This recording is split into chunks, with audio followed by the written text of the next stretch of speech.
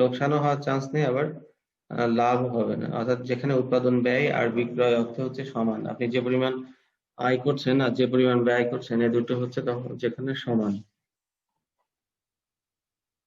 আচ্ছা, এখন এটি কিভাবে বের করতে পারি আমরা?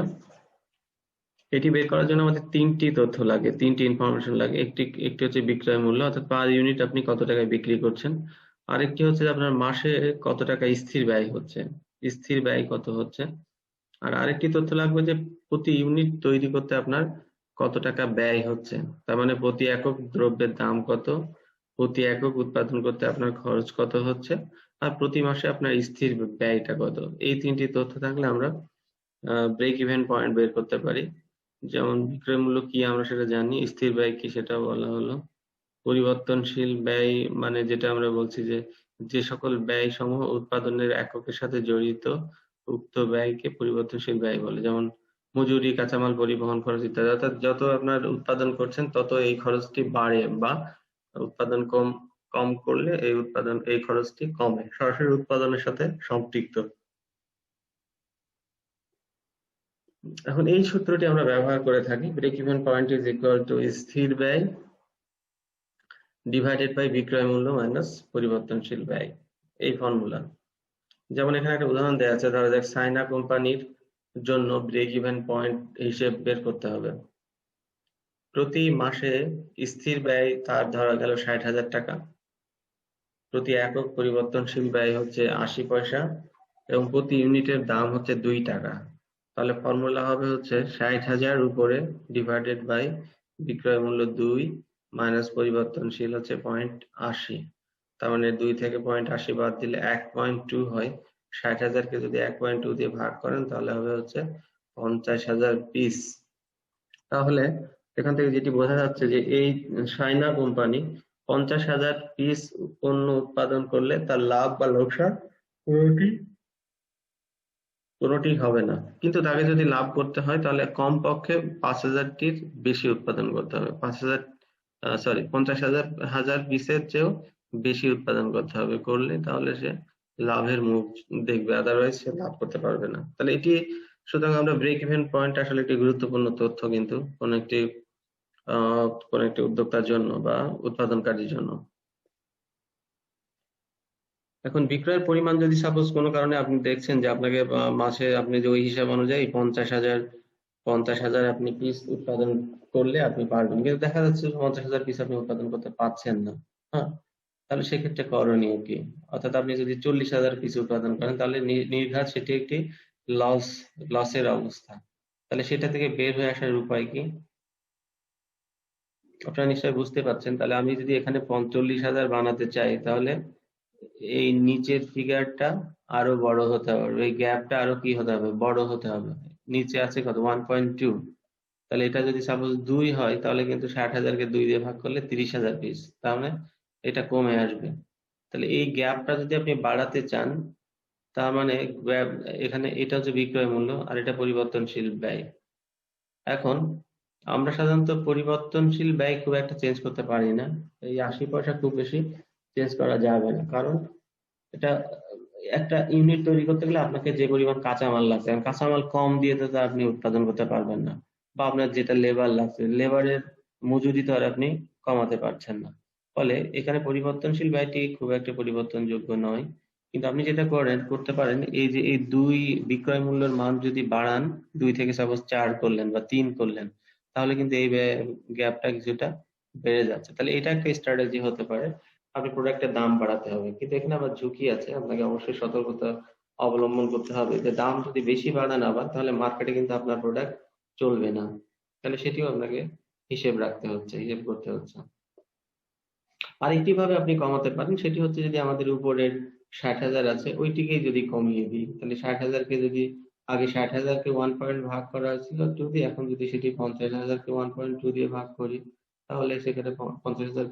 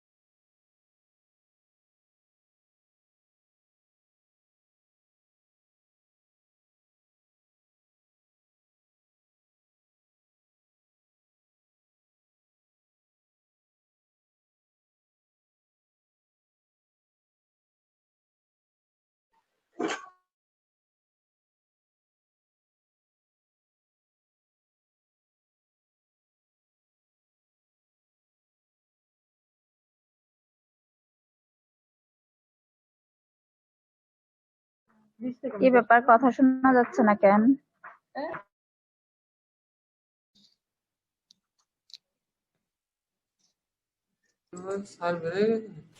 আপনার কথা শোনা যাচ্ছে, সম্ভবত স্যার ডিসকানেক্ট হয়ে গেছে। আমরা একটু অপেক্ষা করি স্যারের জন্য।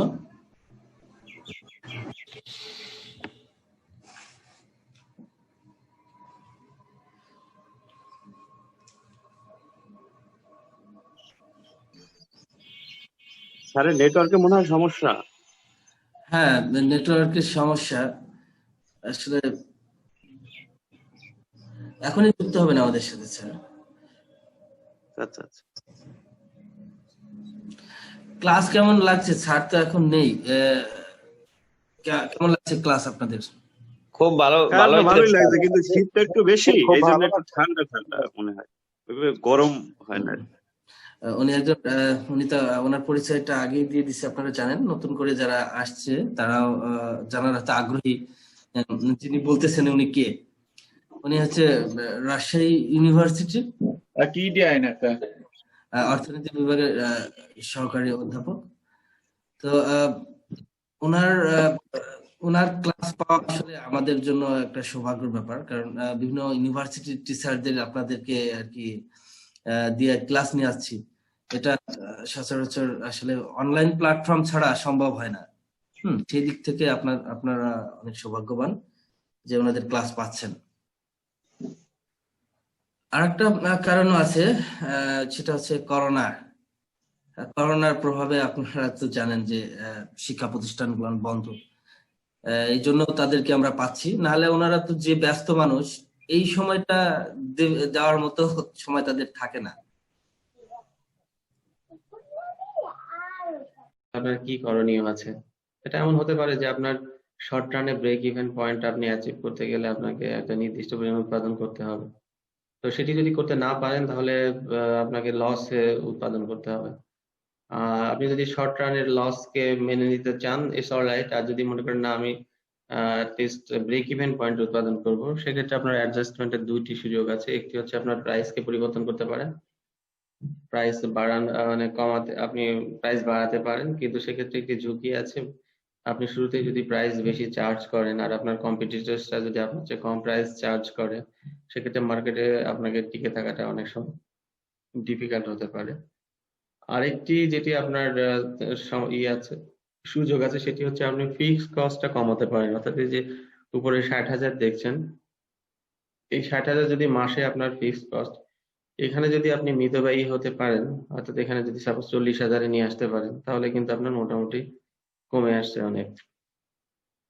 তো সেটি করতে গেলে কি করতে হবে? আপনাকে মিতব্যয়ী হতে হবে। প্রয়োজনে আপনি যদি মনে করেন যে আপনার পার্মানেন্ট স্টাফ যদি বেশি থাকে, আপনি সেখানে দু একজনকে কাট করতে পারেন কোম্পানি আপনার সাথে। আপনি অফিস খরচ কিছু কমাতে পারেন, বিদ্যুৎ বিল সাশ্রয়ী হতে পারেন। হ্যাঁ, অফিস হয়তো আপনি খুব বেশি দামি অফিস না নিয়ে শুরুতে একটু কম কম মূল্যের বা কম ভাড়ার অফিস নিলেন, এতে করে আপনি ফিক্স কস্ট কিছুটা কমাতে পারেন। এভাবে কিন্তু আপনার অ্যাডজাস্ট করার সুযোগ আছে।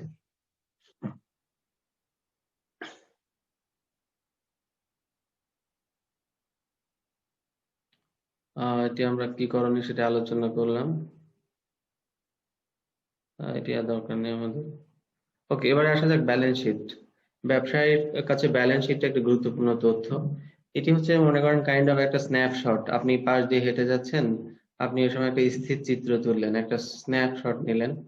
অর্থাৎ আপনার ওই ফ্রেমের মধ্যে কি কি আছে সেটি আপনার এই স্ন্যাপশটে কিন্তু বোঝা যায়। যে সাপোজ আপনি যদি কোনো একটা, আপনার অবজেক্ট যদি নেচার হয়, তাহলে দেখা যাচ্ছে যে একটা নদীর ভিউ থাকতে পারে, সেখানে সেখানে পাখি থাকতে পারে, সেখানে হয়তো নদীর ধারে পাখি মানে গরুর পিঠে পাখি বসে খাচ্ছে, বা আপনার কাশবন থাকতে পারে, বা পথিক হেঁটে যাচ্ছে।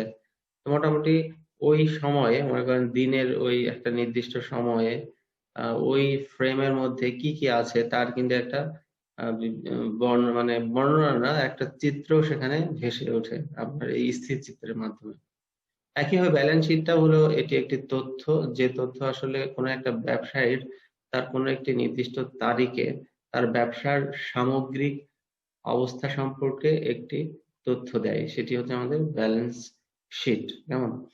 অর্থাৎ আমরা এই সাপোজ আপনি ব্যবসা করছেন 31 ডিসেম্বর, আপনি একটা দেখতে চাইলেন যে আপনার টোটাল বাজেট, টোটাল ব্যবসার সামগ্রিক অবস্থাটি কেমন, অর্থাৎ আপনার অ্যাসেট কি পরিমাণ আছে, আপনার লায়াবিলিটিস কি পরিমাণ আছে, আপনার ক্যাপিটাল কি পরিমাণ আছে, আপনার মজুদ কি পরিমাণ আছে, আপনার ক্যাশ কি পরিমাণ আছে। আর এই আর কি সামগ্রিক চিত্রটি ব্যালেন্স শিটের মাধ্যমে ভেসে তুলে ধরা যায়। তো যাই হোক আর কি, আপনার সবকিছুর এখানে একটা তথ্য থাকে আর কি ব্যালেন্স শিটের মধ্যে, এটা একটা বিবৃতি পত্র। ব্যালেন্স শিট মূলত আসলে একটি অ্যাকাউন্টিং এর একটি মৌলিক সমীকরণের উপর প্রতিষ্ঠিত। সেটিকে আমরা বলি যে asset is equal to liabilities plus capital. এটি হচ্ছে মৌলিক সমীকরণ। Asset A equal to LC. A মানে এখানে অ্যাসেট, অর্থাৎ এই প্রতিষ্ঠানের যে সম্পদ আছে, ইজ ইকুয়াল টু অন্যদিকে লায়াবিলিটিস, অর্থাৎ অন্য বিভিন্ন কার কার কি কাছে দায় আছে সেই লায়াবিলিটিস প্লাস তার নিজের ক্যাপিটাল, এই দুইটা যোগফল। আর যদি এটা কোনো একটা স্টক হোল্ডার হয় বা কোনো আপনার জয়েন্ট স্টক কোম্পানির মাধ্যমে কোনো যদি কোম্পানি হয়, তাহলে সেক্ষেত্রে আমরা ক্যাপিটাল না বলে সেক্ষেত্রে ওনার্স ইকুইটি বা শেয়ার হোল্ডার্স ইকুইটি বলা হয়, বা সিম্পলি ইকুইটি বলা হয়। অর্থাৎ ক্যাপিটাল না বলে তখন সেখানে আমরা ইকুইটি বলি। ইকুইটি মানেও ক্যাপিটাল আসলে, কিন্তু এটা মিন করে যে এখানে অনেক মানে একক মালিকানা না, এখানে অনেক অনেক মালিক আছে আর কি। ওনার্স ইকুইটি বলে বা শেয়ার হোল্ডার্স ইকুইটি, অর্থাৎ যখন এই কোম্পানিটি শেয়ার মার্কেটে শেয়ার ছেড়ে ক্যাপিটাল সংগ্রহ করে তখন সেটিকে আর আমরা ক্যাপিটাল না বলে বলি ইকুইটি, কেমন? Owners equity.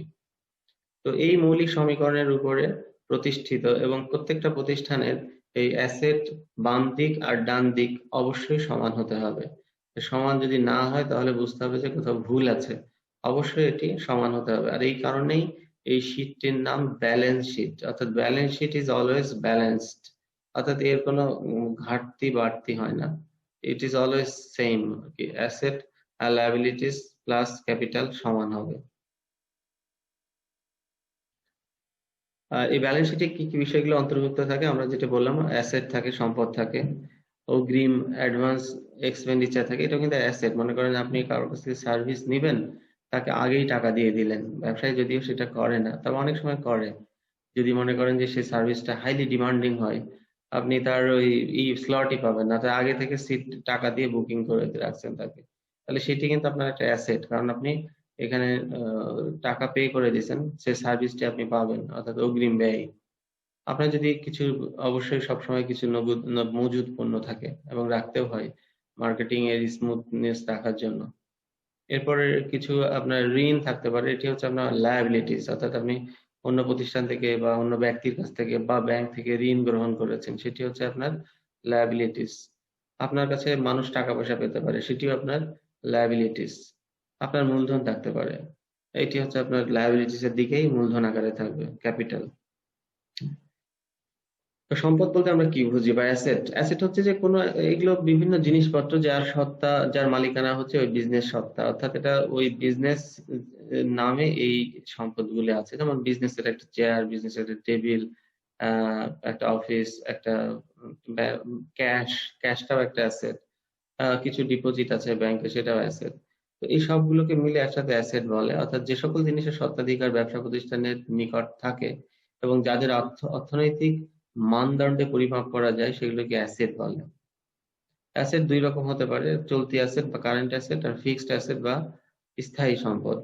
তো চলতি অ্যাসেটের মধ্যে আমরা নগদ, অর্থাৎ যে টাকা পয়সা আছে নগদ, সেটি আসলে চলতি সম্পদ, বা মজুদ পণ্য যদি থাকে আপনার হাতে, সেটি হচ্ছে চলতি সম্পদ। যদি শর্ট টার্ম ডিপোজিট থাকে, যে জাস্ট খুব শর্ট নোটিসে আপনি সেটি পেয়ে যাবেন। কিছু ইনফর্মাল দেনাদার থাকতে পারে, যে টাকা দিচ্ছেন 2 দিনের জন্য বা 5 দিনের জন্য, সে টাকাটা আপনি পেয়ে যাবেন, তাহলে সেগুলো হচ্ছে আমাদের চলতি সম্পদ। আর কিছু সম্পদ আছে স্থায়ী সম্পদ, যেমন বাড়ি ঘর, দালান কোঠা, বা ফ্যাক্টরি প্ল্যান্ট, বা ফ্যাক্টরির বলতে পারেন যে জমি আছে নিজস্ব, সেই জমিগুলো, মেশিন পত্র, এগুলো হচ্ছে স্থায়ী সম্পদ। দীর্ঘদিন আপনাকে এটাকে সার্ভিস প্রোভাইড করবে, তাহলে সেগুলোকে আমরা স্থায়ী সম্পদ বলে থাকি। একইভাবে দায়ও দুই রকম হয়ে থাকে, একটাকে আমরা চলতি দায় বলি, আর একটা হচ্ছে আমাদের দীর্ঘমেয়াদী দায়। তো চলতি দায় বলতে সাধারণত আপনার কাছে অন্যান্যরা টাকা পয়সা পায়, সেটা আর কি দেনাদার, বা অনেক আপনার পাওনাদার আর আছে আপনার কাছে আর কি, সেগুলো হচ্ছে শর্ট টার্ম দায়। বা আপনি যদি ব্যাংক থেকে আপনার সিসি লোন আছে, আপনি ওভারড্রাফট নিয়ে রাখছেন, অর্থাৎ আপনার টাকা লিমিট আছে 1,00,000 টাকা, আপনি নিয়ে রাখছেন 1,20,000 টাকা, এটা ওভারড্রাফট বলে। সেটি হচ্ছে আপনার একটা দায়। অপরিশোধিত ব্যয়, অর্থাৎ আপনি সার্ভিস নিছেন, ব্যয় করছেন, কিন্তু এখনো টাকা পরিশোধ করেনি, অর্থাৎ এখনো বাকি আছে, যে মিস্ত্রিকে টাকা দেননি, ফর এক্সাম্পল মিস্ত্রি কাজ করে দিয়ে গেছে কিন্তু টাকা পরিশোধ করেননি, এগুলো হচ্ছে আপনার দেনা। এগুলোকে সব আমরা বলি হচ্ছে চলতি দেনা বা কারেন্ট লায়াবিলিটিস। অন্যদিকে কিছু আছে দীর্ঘমেয়াদী বা দীর্ঘমেয়াদী দায়। তার মধ্যে হতে পারে আপনি দীর্ঘমেয়াদী কোনো ঋণ গ্রহণ করেছেন ব্যাংক থেকে বা কোনো প্রতিষ্ঠান থেকে বা এনজিও থেকে, সেটি হচ্ছে আপনার দীর্ঘমেয়াদী দায়। বা আপনি বন্ড কিনেছেন, মানে সরি বন্ড ছেড়েছেন আর কি, বন্ড ছেড়ে টাকা নিয়েছেন, সেটি আর কি দীর্ঘমেয়াদী দায়। এরকম ইজারাদার, এটিও আপনার একটা কারো কাছ থেকে কিছু ইজারা নিয়েছেন, সেটি আপনাকে আবার পরিশোধ করতে হবে, সেটিও আপনার জন্য একটা, ইজারা তো দীর্ঘদিনের জন্য নেওয়া হয়, সেটিও আপনার জন্য একটা দায়। এই হচ্ছে মোটামুটি আমাদের দায় দেখলাম আর কি, লায়াবিলিটি যেটিকে বলি। আর মূলধনের মধ্যে যেটা বললাম, একটাকে বলছি আমরা ক্যাপিটাল, যখন আপনার নিজস্ব অর্থ দিয়ে যে পুঁজি আমরা সৃষ্টি করি, তৈরি করি, সেটিকে আমরা বলি ক্যাপিটাল। আর যদি শেয়ার বিক্রির মাধ্যমে সংগ্রহ করি, তখন সেটিকে আমরা বলি ইকুইটি। তাহলে এখানে দুইটি ভাগ হতে পারে, মূলধন এক হচ্ছে ক্যাপিটালও হতে পারে, দুই হচ্ছে ইকুইটিও হতে পারে আর কি। আচ্ছা, আরো কিছু প্রাসঙ্গিক টার্ম আমাদের একটু জেনে রাখা ভালো। আমরা বলি ওয়ার্কিং ক্যাপিটাল বলি অনেক সময়, কার্যকরী মূলধন, অর্থাৎ আপনার ডে টু ডে যে মানে যে কাজগুলো আছে, সেই কাজগুলোকে পরিচালনা করার জন্য যে ক্যাপিটাল আমরা ব্যবহার করি, নিয়োজিততা রাখি, সেটিকে আমরা কার্যকরী মূলধন বলি। যেমন চলতি মূলধন দ্বারা প্রতিষ্ঠানের স্বল্প মেয়াদী ব্যয় বা স্বল্প মেয়াদী ঋণ পরিশোধ করার ক্ষমতা পরিমাপ করা হয়। যেমন পাওনাদারগণের বিল সমূহ পরিশোধ, মজুরি প্রদান, পরিবহন খরচ প্রদান ইত্যাদি। কার্যকরী মূলধন নির্ণয়ের পদ্ধতি। সাধারণত কার্যকরী মূলধন আমরা পরিমাপ করি হচ্ছে যে মোট চলতি কারেন্ট অ্যাসেট থেকে কারেন্ট লায়াবিলিটিসটা বাদ দেই, দিলে যেটুকু থাকে সেটুকুই হচ্ছে আমাদের কার্যকরী মূলধন। আরেকটি গুরুত্বপূর্ণ টার্ম আছে, সেটা আমরা বলি ক্যাপিটাল এক্সপেন্ডিচার। তো ক্যাপিটাল এক্সপেন্ডিচার যেটা বোঝাই যাচ্ছে যে ক্যাপিটাল অ্যাচিভ করার জন্য যে এক্সপেন্ডিচার, অর্থাৎ আমাদের স্থায়ী সম্পদ বাড়ানো, স্থায়ী সম্পদের মেনটেন করা বা উন্নতি করার জন্য যে ব্যয়টি করা হয় ক্যাপিটাল এক্সপেন্ডিচার। ফর এক্সাম্পল আপনার এক খণ্ড জমি আছে, সেই জমিটা আপনার ক্যাপিটাল, তাই না? এখন জমিটা মনে করেন নিচু, অনেক সময় বর্ষাকালে অনেক বেশি পানি জমে থাকে, আপনি একটু মাটি দিয়ে উঁচু ভরাট করে একটু উঁচু করতে চান, তাহলে এই যে আপনার যে ফিক্সড অ্যাসেট, সেটি ডেভেলপমেন্টের জন্য যে টাকা ব্যয় করলেন, সেটিকে বলছে মূলধন ব্যয়। বা আপনার এক খণ্ড জমি আছে, পার্শ্ববর্তী আর এক খণ্ড জমি আপনি কিনে নিলেন, সেটি হবে হচ্ছে আপনার ক্যাপিটাল এক্সপেন্ডিচার। মূল কথা হলো যে মূলধন ব্যয় হলো কোনো প্রতিষ্ঠান বা ব্যবসা পরিচালনা করার জন্য যে স্থায়ী সম্পদ ক্রয় করতে, রক্ষণাবেক্ষণ করতে বা উন্নতি করতে যে অর্থ ব্যয় করা হয়, তাকেই মূলধনী ব্যয় বলে। যেমন ভূমি, জমি, মেশিন, যন্ত্রপাতি ক্রয় করা, আসবাবপত্র ক্রয়, বাড়ি ক্রয়, গাড়ি ক্রয়, রক্ষণাবেক্ষণ ইত্যাদি, এগুলোকে সবই হচ্ছে আমাদের মূলধনী ব্যয়ের মধ্যে অন্তর্ভুক্ত হবে। এখন কেন করা হয় ব্যালেন্স শিট? কারণ আমরা শুরুতেই বলেছি যে ব্যালেন্স শিট একটা স্ন্যাপশট, যার মাধ্যমে মালিক পক্ষ বা যিনি ওনার, সে সহজেই বুঝতে পারে তার ব্যবসার পারফরমেন্স কেমন, কি অবস্থায় সে আছে, তার মানে পুঁজি বেশি নাকি তার পুঁজি কম, নাকি তার অ্যাসেট বেশি নাকি লায়াবিলিটিস বেশি, কি পরিমাণ মজুদ আছে, কি পরিমাণ ঋণ আছে, এই তথ্যগুলো সবসময় সে আপ টু ডেট রাখতে চায়। তো সেই হিসাবে ব্যালেন্স শিটটা অত্যন্ত গুরুত্বপূর্ণ তথ্য।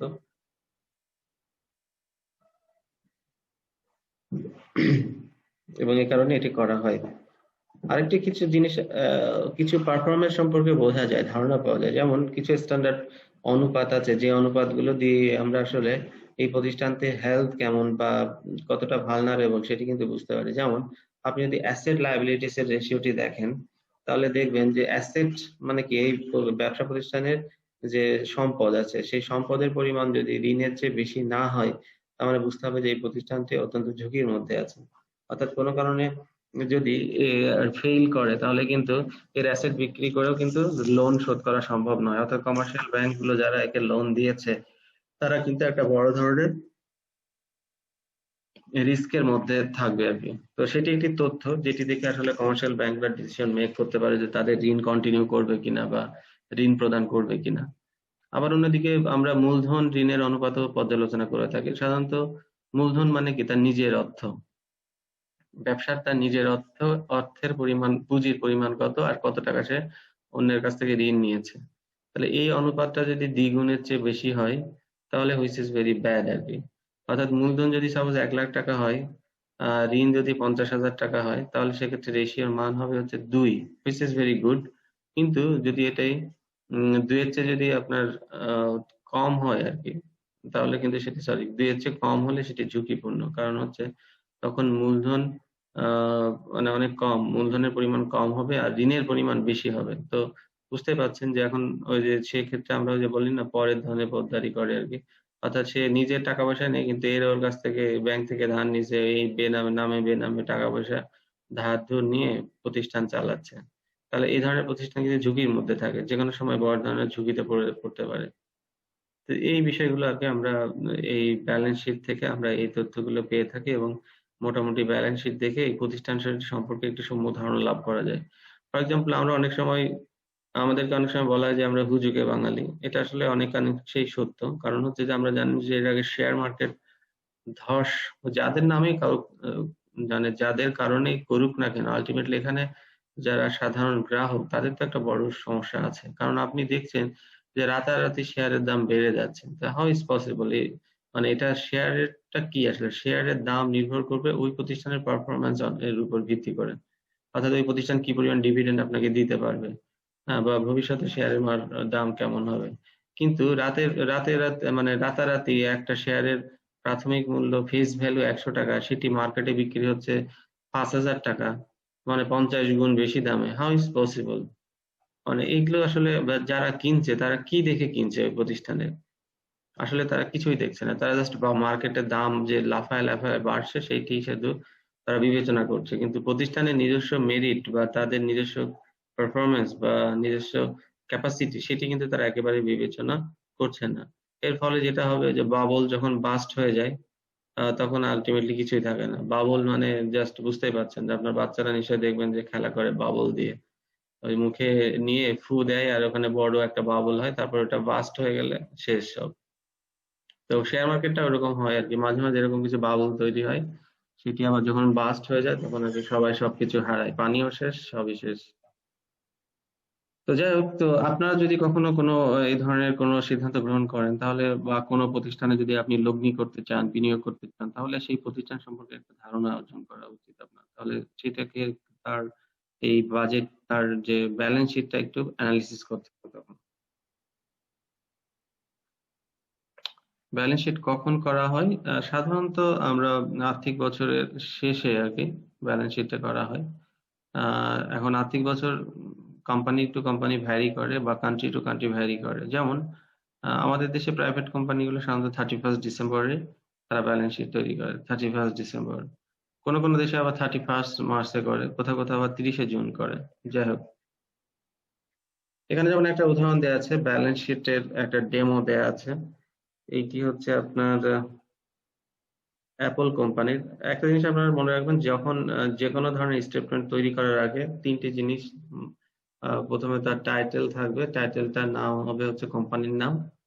2 হচ্ছে যে এই স্টেটমেন্টটার নাম কি সেটি হবে, অর্থাৎ প্রথমে হচ্ছে আপনার কোম্পানির নাম অ্যাপল ইনকর্পোরেশন, এটা কি ধরনের স্টেটমেন্ট, যেমন এটি ব্যালেন্স শিট, তারপরে ব্যালেন্স শিট লেখা আছে, তারপরে কোন তারিখের বা কোন সময়ের সেই সময়টি এখানে উল্লেখ করবেন। আমি বলছি কিন্তু বাজেট ব্যালেন্স শিটটা হচ্ছে একটা পার্টিকুলার তারিখের, যেমন এখানে দেখেন সেপ্টেম্বর 24, 2011, অর্থাৎ 2011 সালের 24 সেপ্টেম্বর এই প্রতিষ্ঠানের কি অবস্থা সেটি কিন্তু এই শিটের মাধ্যমে বোঝা যাচ্ছে আর কি। আর তারপরে যেটি ব্র্যাকেটে লিখতে হয়, ইউনিটটা কততে আছে। এখন যদি একেবারে সরাসরি টাকায় থাকে না লিখলেও চলবে, কিন্তু যদি এটা হাজারে থাকে বা লাখে থাকে অবশ্যই আপনাকে এখানে উল্লেখ করতে হবে ইন মিলিয়নস না ইন থাউজেন্ড বা in what ever it is, আপনাকে এটা লিখতে হবে। আগে আমরা কনভেনশনালি সাধারণত অ্যাসেটটা বাম দিকে থাকতো, লায়াবিলিটিসটা ডান দিকে থাকতো, এখন আর সেটি ফলো করা হয় না। এখন হচ্ছে আপনার ভার্টিক্যাল, অর্থাৎ এখানে আগে অ্যাসেট গুলো লেখা থাকবে, তারপরে লেখা থাকবে লায়াবিলিটিস গুলো, তারপরে থাকবে ক্যাপিটাল। তখন অ্যাসেট আর লায়াবিলিটিস প্লাস ক্যাপিটাল এই দুইটার যোগফল সমান হবে। অ্যাসেটের মধ্যে কি কি আছে আবারও যদি আমরা দেখি, তাহলে কারেন্ট অ্যাসেট, দেখেন কারেন্ট অ্যাসেটের মধ্যে আছে যে কোনো ধরনের ক্যাশ বা cash equivalents, short term marketable securities, যদি কোনো একটা আপনার সঞ্চয়পত্র থাকে শর্ট টার্ম আর কি, অ্যাকাউন্টস রিসিভেবল অর্থাৎ আপনি অন্যের কাছে টাকা পান, মার্চেন্ডাইজ ইনভেন্টরি অর্থাৎ আপনার যদি কোনো ইনভেন্টরি মজুদ থেকে থাকে, অথবা অন্যান্য কারেন্ট অ্যাসেট থাকলে, এই হচ্ছে আপনার টোটাল অ্যাসেট। তাহলে আমরা এখানে দেখছি। আবার টোটাল নন অ্যাসেটের মধ্যে আমরা যেটা বলছিলাম, প্রপার্টি, প্ল্যান্ট, ইকুইপমেন্ট, এগুলোকে আমরা হচ্ছে কারেন্ট ফিক্সড অ্যাসেট বা পার্মানেন্ট অ্যাসেট বলছিলাম। তাহলে এই দুইটার আমরা টোটালি ফাইনালি যোগফল দেখলাম, টোটাল অ্যাসেট হচ্ছে 1,16,371। এখন লায়াবিলিটিস এর দিকে আসা যাক। এটা যেহেতু ইনকর্পোরেশন, বুঝতে পারছেন এটি একটা কোম্পানি, অ্যাপল কোম্পানি যেহেতু, তো কোম্পানিতে প্রথমেই আছে আপনার লায়াবিলিটিস। তো লায়াবিলিটিস গুলো হচ্ছে যে অ্যাকাউন্টস পেয়েবল, অর্থাৎ আপনার কাছে অন্যরা টাকা পায়, অ্যাক্রুড এক্সপেন্সেস অর্থাৎ আপনি সার্ভিস নিয়েছেন এখনো টাকা ব্যয় করেননি, অ্যাক্রুড এক্সপেন্সেস, এটা হচ্ছে তাহলে টোটাল লায়াবিলিটিস। এরপরে নন কারেন্ট লায়াবিলিটিস এর মধ্যে যেটা, আপনি যদি ঋণ নিয়ে থাকেন, যেমন এখানে এই প্রতিষ্ঠানটি লং টার্ম ঋণ নিয়েছে 11,786। আর যদি শেয়ার হোল্ডার সিকিউরিটির মধ্যে আছে কমন স্টক, কমন স্টক আছে 13,000। আর রিটেইন আর্নিংস মানে যেটা আসলে লাভ হয়েছে কিন্তু সেই লাভটা এখন আপনি বিতরণ করেননি, আপনি ধরে রাখছেন, তার মানে সেটা লায়াবিলিটিস। এই কোম্পানির আর নেই, সেটা আসলে যারা শেয়ার হোল্ডার তাদেরকে এই লাভটা ভাগ করে দেওয়ার দরকার, কিন্তু এখনো দেয়া হয়নি, সেই হিসেবে এটাকে আমরা রিটেইনড আর্নিংস বলছি। তাহলে এখানেও দেখেন asset liabilities plus owners equity যোগ করলে হয় হচ্ছে 1,16,371। তাহলে এইটা আর এইটা কিন্তু সেম, মানে asset is equal to liabilities plus share holders equity বা ওনার্স ইকুইটি, এই দুইটা সমান। এই হচ্ছে আমাদের ব্যালেন্স শিট। তো ব্যালেন্স শিট আমরা দেখলাম মোটামুটি। এরপরে আমাদের যে বিষয়টি আমরা অনেক সময় গুরুত্বপূর্ণ, সেটা হচ্ছে cash flow statement. Cash flow হচ্ছে যে নগদ কি পরিমাণ আপনার আসছে যাচ্ছে, প্রতিষ্ঠানে কি পরিমাণ ক্যাশ ইন হচ্ছে, কি পরিমাণ ক্যাশ আউট হচ্ছে, তার যে স্টেটমেন্ট সেটিকে আমরা ক্যাশ ফ্লো স্টেটমেন্ট বলে থাকি। এক্স্যাক্টলি কতটুকু ক্যাশ আসছে যাচ্ছে সেটি। তো আমরা দেখলাম যে ব্যালেন্স শিটে শুধু ক্যাশ নেই, ক্যাশের বাইরে অন্যান্য কিছু কিন্তু আছে, কিন্তু এখানে শুধুমাত্র এই স্টেটমেন্টে শুধুমাত্র ক্যাশ নেই, কারণ আমরা জানি যে লিকুইড অ্যাসেট, ক্যাশ হচ্ছে একটা liquid asset, money is a most liquid asset. অর্থাৎ এই লিকুইড অ্যাসেটটি, এই যে লিকুইডিটি আমরা একটা টার্ম ব্যবহার করি, আপনারা নিশ্চয়ই শুনে থাকেন যে ব্যাংকগুলোর লিকুইডিটি কমে যাচ্ছে। লিকুইডিটি কমে যাচ্ছে মানে তার ক্যাশের আদান প্রদান কমে যাচ্ছে, তো মানে বা তার ক্যাশ ব্যালেন্স কমে যাচ্ছে। অর্থাৎ যদি এমন হয় যে ব্যাংকের লিকুইডিটি একেবারে কমে গেছে, ক্যাশ নেই, তাহলে মনে করেন আমরা গ্রাহক ব্যাংকে গেলাম, ব্যাংকে যে আর টাকা তুলতে যাচ্ছি, বলছে স্যার আজকে আমাদের নেই, আপনি 2 দিন পরে আসেন। এই যে তাতে করে আপনার যে একটা মানে ব্যাংকের সম্পর্কে একটা ধারণা তৈরি হবে যে না, আমার সময় আমার প্রয়োজন মতো আমার টাকা আমি তুলতে পারছি না, একটা অনাস্থার পরিবেশ তৈরি হবে, এটি কিন্তু প্রতিষ্ঠানের জন্য খুবই ক্ষতিকর। তো এই জন্য ক্যাশ সবসময় একটা নির্দিষ্ট পরিমাণ লিকুইডিটি মেনটেন করা প্রত্যেকটা প্রতিষ্ঠানের জন্য কিন্তু খুবই গুরুত্বপূর্ণ। তো এই স্টেটমেন্টটা আমরা ক্যাশ ফ্লো স্টেটমেন্টে পেতে পারি, সেখানে ক্যাশের ইন আর আউট থাকে, কি পরিমাণ একটা নির্দিষ্ট সময়ে কোন কোন উৎস থেকে নগদ অর্থ গৃহীত হচ্ছে আর কোন কোন খাতে নগদ অর্থ ব্যয় হচ্ছে, তার একটি তালিকা এই ক্যাশ ফ্লো স্টেটমেন্টে থাকে। কেমন?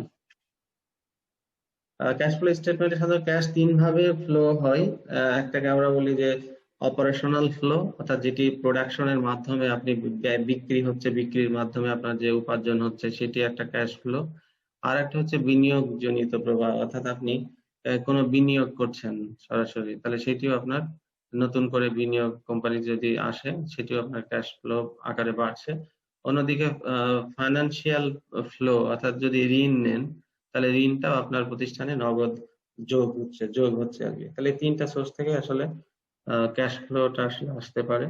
পরিচালনার জন্য আবারও বললাম, যেটা বিক্রয় কাজ পরিচালনা করার জন্য যে সকল কাজ করা হয় তাকে পরিচালনামূলক কার্যাবলী বলে, যেমন বিক্রয়, ক্রয়, পরিবহন খরচ, বেতন, অফিস ভাড়া ইত্যাদি। আর বিনিয়োগ প্রবাহের মধ্যে আমাদের আছে যে স্থায়ী সম্পদ ক্রয় করা, কোন সম্পদ বিক্রয় হতে যে আয় হয় সেই সকল বিষয় বিনিয়োগ প্রবাহ বিবরণী অন্তর্ভুক্ত করা হয়, যেমন বাড়ি, মেশিনপত্র, আসবাবপত্র ইত্যাদি ক্রয় বিক্রয়ের মাধ্যমে আয় ব্যয়। এগুলো হচ্ছে আমাদের বিনিয়োগজনিত প্রবাহ। অর্থাৎ বাড়ি কিনলেন বা নতুন মেশিন কিনলেন বা পুরনো মেশিন বিক্রি করে দিলেন বা আসবাবপত্র বিক্রি করে দিলেন ইত্যাদি ক্রয় বিক্রয়ের মাধ্যমে যে ক্যাশ আদান প্রদান হয় সেটিকে আমরা বিনিয়োগ প্রবাহ বা ইনভেস্টমেন্ট ফ্লো বলি। আর ফাইন্যান্সিয়াল বা আর্থিক বা অর্থ সংক্রান্ত সরাসরি যেটি হয় সেটি হচ্ছে, আপনি যদি ঋণ নেন কোনো প্রতিষ্ঠান থেকে, তাহলে আপনার প্রতিষ্ঠানে নগদ অর্থ প্রবাহ বাড়বে, বা আপনি যদি কাউকে যদি ধার দেন তাহলে আপনার নগদ অর্থ প্রবাহ কমে যাচ্ছে আর কি। এইভাবে আর কি, যদি শেয়ার বিক্রি করার মাধ্যমে ক্যাশ আসতে পারে, আপনি যদি ডিভিডেন্ড দেন তাহলে আবার ক্যাশ চলে যাবে। তাহলে এইভাবে আমরা মোটামুটি নগদ অর্থ প্রবাহ বিবরণী হিসেব করি। অন্য দুই ভাবেও দেখা যেতে পারে, প্রত্যক্ষ পরোক্ষ, আরো আমরা অত ডিটেলস আর না যাই। এরপরে এখানে একটা কোম্পানির উদাহরণ দেয়া আছে যে আমাদের দেখেন, আবারও দেখেন যে ওই কোম্পানিটির নাম হচ্ছে ক খ গ কোম্পানি, আর বিবরণীটির নাম হচ্ছে নগদ প্রবাহ বিবরণী। আর তারিখটা দেখেন যে 1 জানুয়ারি হতে 31 মার্চ 2020, এইটা আর কি। তো মোটামুটি আমরা আসলে এই নগদ প্রবাহ বিবরণীতে যে রেজিস্টারে লেখা থাকে সেই রেজিস্টারের নাম হচ্ছে ক্যাশ রেজিস্টার বলে আর কি। আর সেখানে দেখেন 3টা খাতে আছে, একটা হচ্ছে পরিচালনা কার্যাবলী, অপারেটিং অ্যাক্টিভিটিস, 2 হচ্ছে বিনিয়োগ কার্যাবলী বা বিনিয়োগ প্রবাহ, আর 3 হচ্ছে আর্থিক কার্যাবলী বা ফাইন্যান্সিয়াল ফ্লো। 3টা ফ্লোতে আমাদের নগদ লেনদেন হয়। যেমন পরিচালনা কার্যাবলীতে আছে 300 টাকা নিট আয় হিসেবে আছে, এর মধ্যে 200 টাকার মজুদ আছে, তাহলে সেই 200 তো আর এখন ক্যাশ নেই, তাহলে সেই 200 বাদ দিলে আর 100 টাকার ক্যাশ প্রতিষ্ঠানের কাছে আছে। অন্যদিকে বিনিয়োগে কিছু নেই। আর্থিকের মধ্যে নতুন মূলধন এসছে 2000 টাকা, তার মানে এই 2000 প্লাস 100, 2100 টাকা এই 3 মাসে ক্যাশ আকারে এসছে আর কি। হ্যাঁ, আর বছরের শুরুতে ছিল 0, মানে অর্থাৎ 1 জানুয়ারি ক্যাশ ছিল 0, এখন 31 মার্চ এই প্রতিষ্ঠানের কাছে ক্যাশ আছে হচ্ছে 2100 টাকা।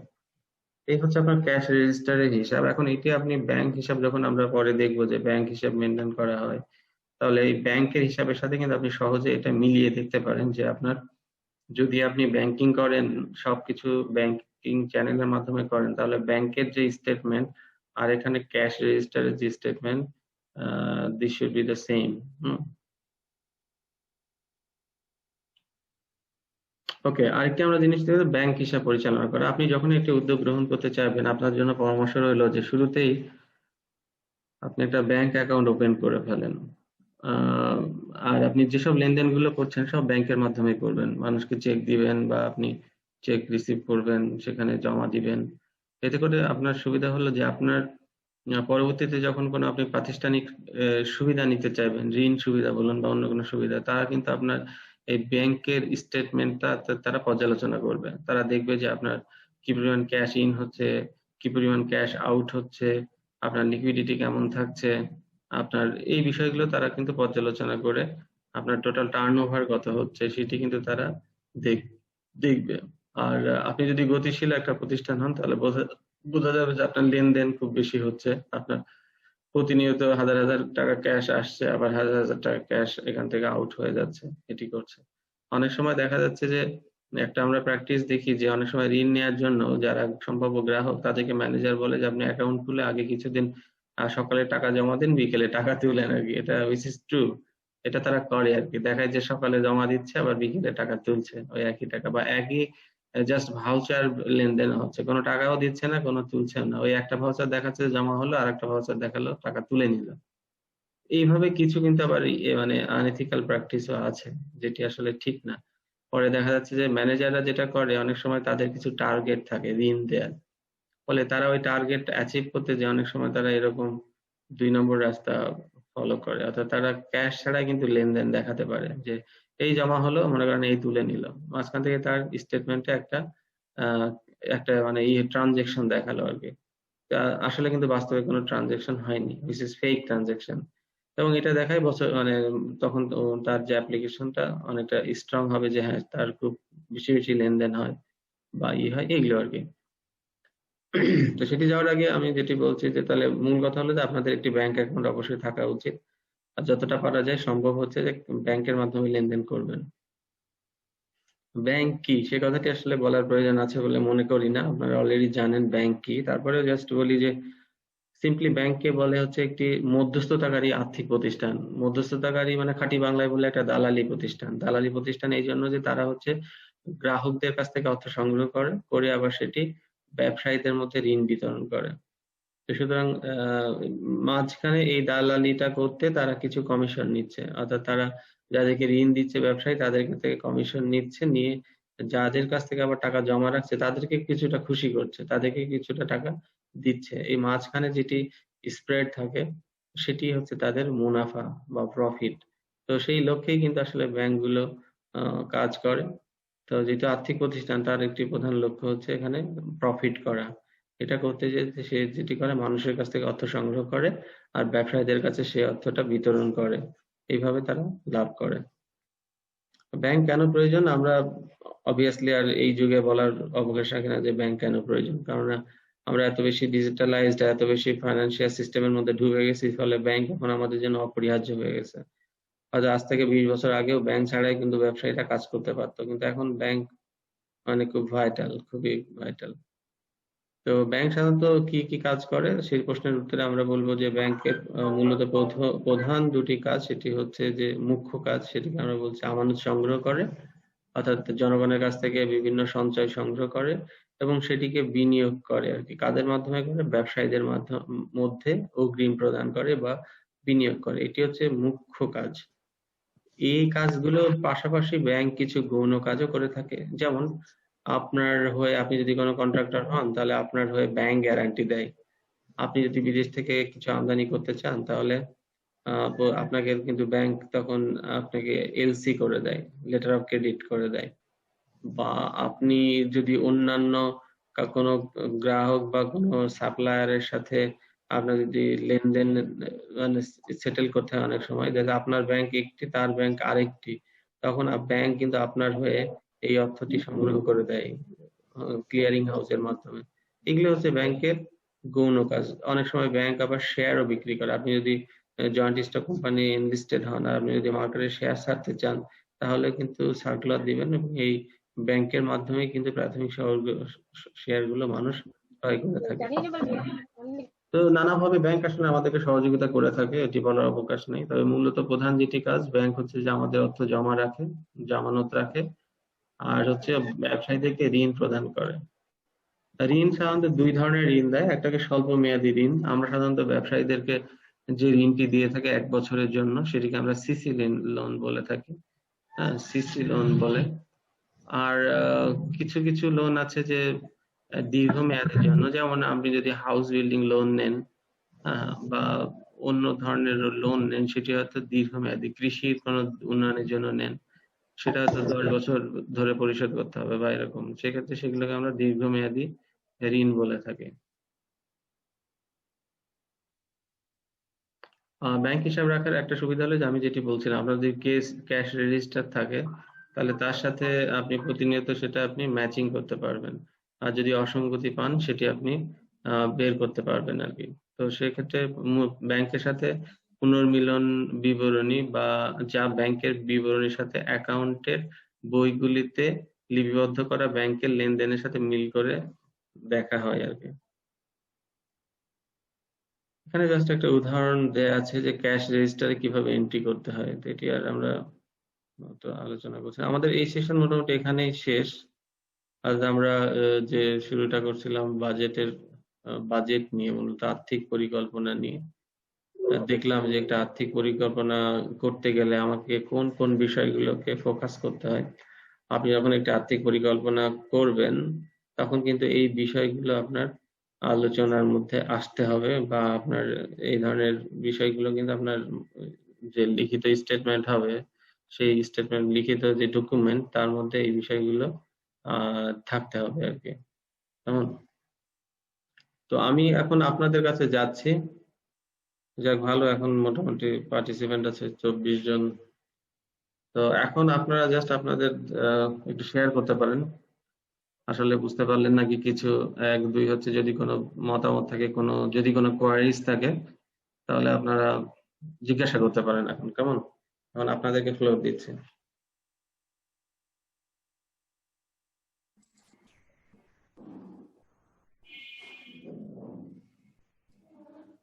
আপনারা একটু রেসপন্স করুন। স্যার যেটা নিয়ে আলোচনা করলেন আর্থিক পরিকল্পনা নিয়ে, এটা আপনারা বুঝতে পেরে থাকেন, এখান থেকে যদি কোনো প্রশ্ন থাকে, যেমন মাহমুদুল হাসান না স্যার বুঝতে পারছি, কোয়েশ্চেন নাই। নোট করে রাখার জন্য বলছিলাম, সে ধরনের যদি প্রশ্ন থাকে আপনারা করতে পারেন।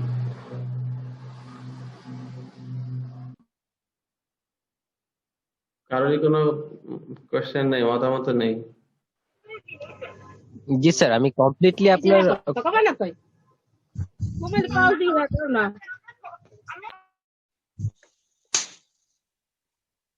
জি, হাসিবুর রহমান কিছু বলছিলেন মনে হয়। স্যার নেটওয়ার্কে প্রবলেম করছিল। জি স্যার, আমি বুঝতে পেরেছি আর্থিক বিবরণীর যে বিষয়টা আমি বুঝতে পেরেছি। আসলে ব্যয় নিয়ন্ত্রণ করাটা খুবই গুরুত্বপূর্ণ স্যার। ওকে, হ্যাঁ, thank you. Thank you sir.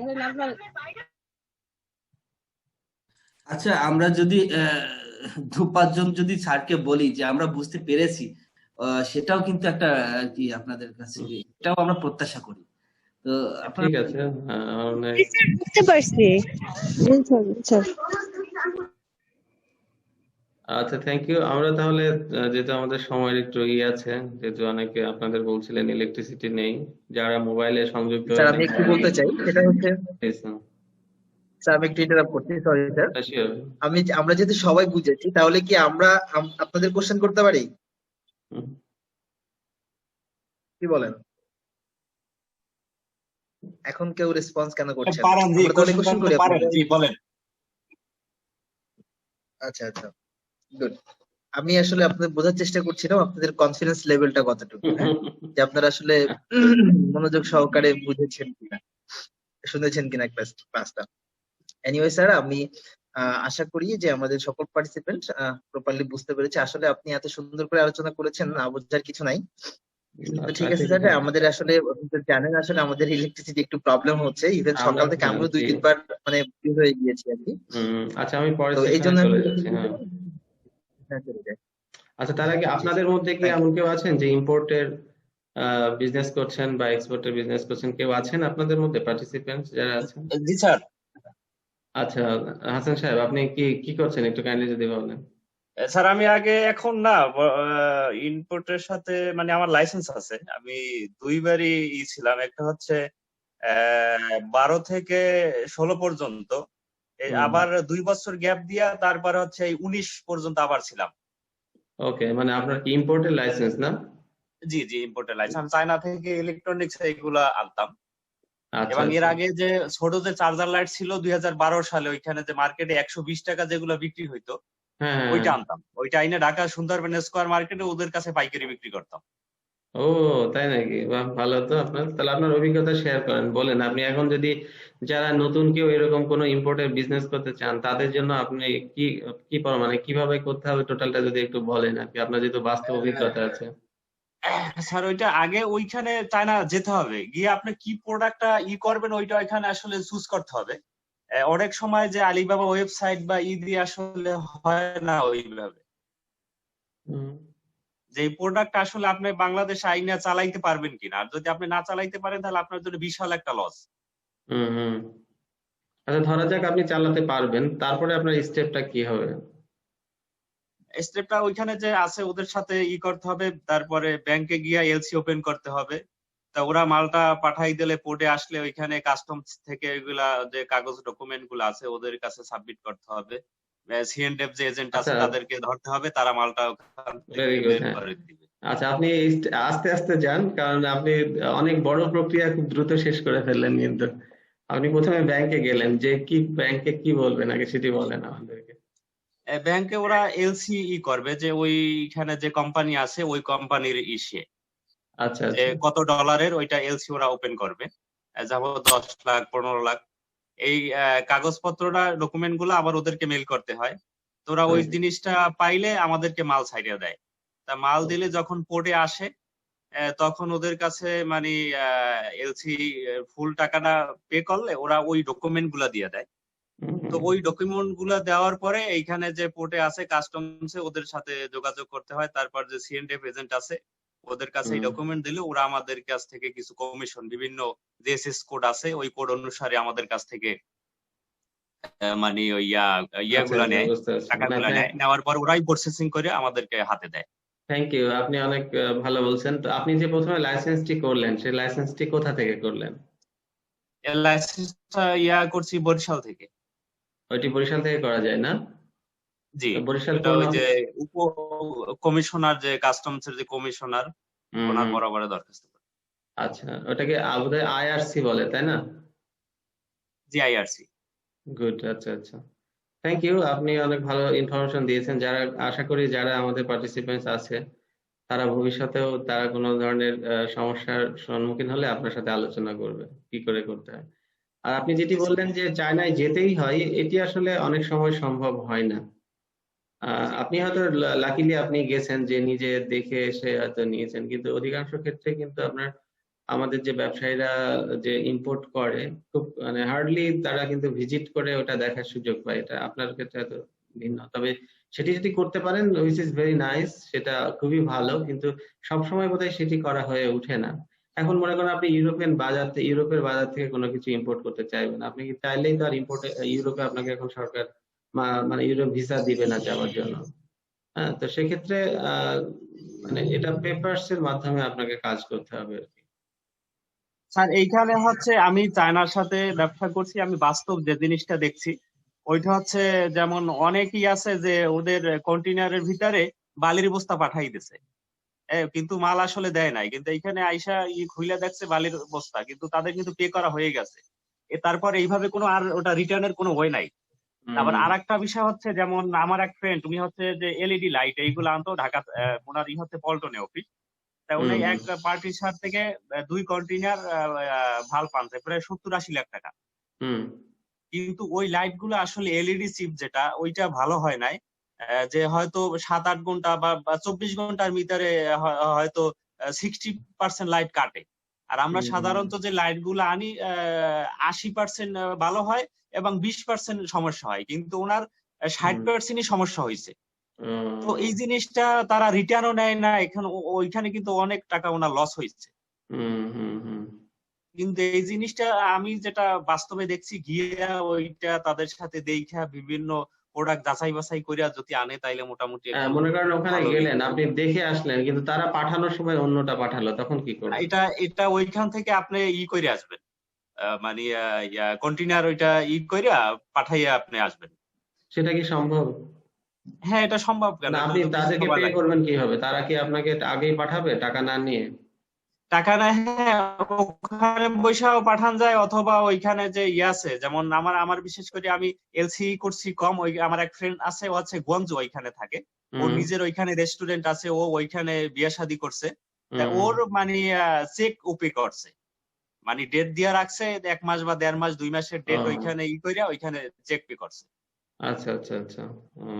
যাই হোক আর কি অনেকটা আপনি অন্য নেটওয়ার্ক ব্যবহার করছেন আর কি ওখানকার বন্ধুকে, কিন্তু যাই হোক এটা একটা ভালো অভিজ্ঞতা। যদি এরকম সবার থাকে তাহলে তো খুবই ভালো, যে আপনার কেউ নিজস্ব কেউ আবার থাকবে। আরেকটা বিষয় হচ্ছে আমরা যদি বাংলাদেশ থেকে কোনো জিনিস অর্ডার করি আমাদের কাছ থেকে যে রেটটা রাখবে, আর এইটা যদি চাইনিজ একটা লোক ওইখান থেকে কি করে তার কাছে ওইখানে তার কমিশন দেয়, মানে আমাদের চাইতে কম। বুঝতে পারছি, জি হ্যাঁ। এই জিনিসটা ওর ওয়াইফের মাধ্যমে ওইটা করছি, ওখান থেকে আমি কিছু মানে সেভ হয়েছে আমার। ওকে ওকে, হ্যাঁ। Thank you Mahmudul Hasan. আমরা এই বিষয়টি নিয়ে এখন একটু ফর্মালি আলোচনা করব। তো তার আগে আপনার এই বাস্তব অভিজ্ঞতা নিঃসন্দেহে আমাদের যারা পার্টিসিপেন্ট তাদের অনেক ভালো লাগলো এবং ভবিষ্যতে আপনারা এমনটি চিন্তা করতে পারেন। তো যে বিষয়টি মূল এসছে যে এলসি, আমাদের এখনকার যে আলোচ্য বিষয় সেটি আসলে এলসি। এলসি হচ্ছে পূর্ণ অর্থ লেটার অফ ক্রেডিট, বাংলায় ঋণপত্র বলে আর কি। তো এলসিটা যেটি হচ্ছে যে আপনি যখন বিদেশ থেকে কোনো কিছু আমদানি করতে চাইবেন, তখন হচ্ছে এই ঋণপত্রটি আপনাদের ওপেন করতে হয়। সাধারণত কমার্শিয়াল ব্যাংকগুলো এটি করে থাকে।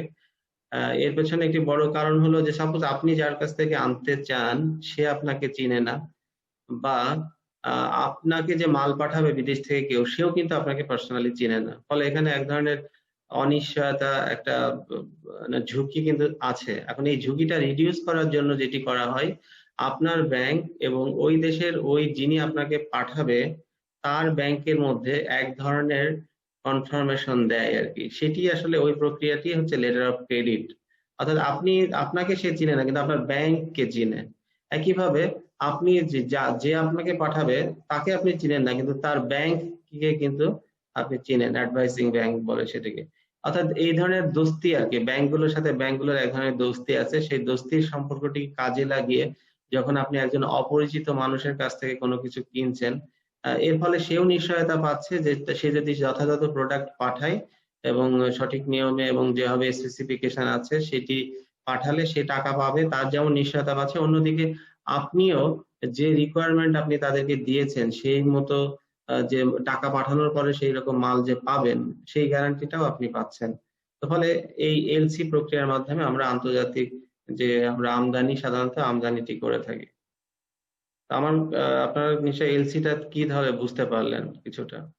তাহলে এলসি হচ্ছে সিম্পলি আবারও বলছি যে যখন আপনি কোনো কিছু বাইরে থেকে আনতে চান, আনবেন, তখন আপনাকে আপনার যে ব্যাংক, কমার্শিয়াল ব্যাংক, সেখানে যে এলসি ওপেন করতে হবে। কেমন?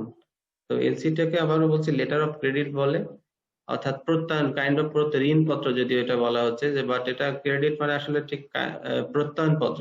এই মর্মে যে এই ব্যাংক এই মর্মে প্রত্যয়ন করছে ওই ব্যাংকে যে তোমার গ্রাহক যদি আমার গ্রাহকের যে রিকোয়ারমেন্ট, যে স্পেসিফিকেশন সেই অনুযায়ী যদি মাল পাঠায়, তাহলে আমি তোমাকে টাকা দিব আর কি। হ্যাঁ, আমি আমার গ্রাহকের কাছ থেকে টাকা নিয়ে তোমাকে দিব, রাইট? আবার ওই ব্যাংকও এই মর্মে অঙ্গীকার করছে যে বাংলাদেশের কোনো ব্যাংকের কাছে অঙ্গীকার করছে যে তোমার গ্রাহক যদি টাকা পাঠায় এবং মানে এই মর্মে যদি আমি মাল পাঠাই, তাহলে তুমি তোমার গ্রাহকের কাছ থেকে টাকা নিয়ে আমাকে পরিশোধ করবে, সেই মর্মে নিশ্চয়তা প্রদান করছি। এই হচ্ছে লেটার অফ ক্রেডিটের মূলত এটাই থাকে আসলে। অর্থাৎ এখানে ব্যাংক টু ব্যাংকের মধ্যে আসলে এইটা হচ্ছে, এখানে কাস্টমার টু কাস্টমার হচ্ছে না, এইটা হচ্ছে ব্যাংকের সাথে ব্যাংকের হচ্ছে। হ্যাঁ, তো এইটিকে আমরা এলসি বলে থাকি সাধারণত। জাতীয় এবং আন্তর্জাতিক বাণিজ্যে অর্থ পরিশোধের বিভিন্ন পদ্ধতির মধ্যে জনপ্রিয় পদ্ধতি ও বহুল প্রচলিত পদ্ধতিটির নাম হচ্ছে এলসি। মূলত এলসি হলো আমদানিকারকের পক্ষ থেকে রপ্তানিকারককে পণ্য বা সেবার মূল্য প্রাপ্তির নিশ্চয়তা পত্র, যা কোনো ব্যাংক বা আর্থিক প্রতিষ্ঠান কর্তৃক ইস্যু করা হয়। ঠিক আছে, এটিকে হচ্ছে আমরা এলসি বলছি। অর্থাৎ ব্যাংক আমদানিকারকের পক্ষে রপ্তানিকারককে এই মর্মে নিশ্চয়তা প্রদান করে যে আমদানিকারক কোনো কারণে পণ্যের মূল্য পরিশোধ করতে অস্বীকার করলে উক্ত ব্যাংক রপ্তানিকারককে সেই পণ্যের মূল্য পরিশোধ করবে বা করতে বাধ্য থাকবে। এলসির মাধ্যমে রপ্তানিকারক যেমন পণ্যের মূল্য প্রাপ্তি সম্পর্কে নিশ্চিত হয়, তেমনি আমদানিকারক যে আসলে নিয়ে আসে সেও এলসি এর বিপরীতে ব্যাংক থেকে ঋণ ও অন্যান্য সুবিধা পেতে পারে। আমদানি ও রপ্তানি বাণিজ্যের জন্য এলসি সবচেয়ে গুরুত্বপূর্ণ।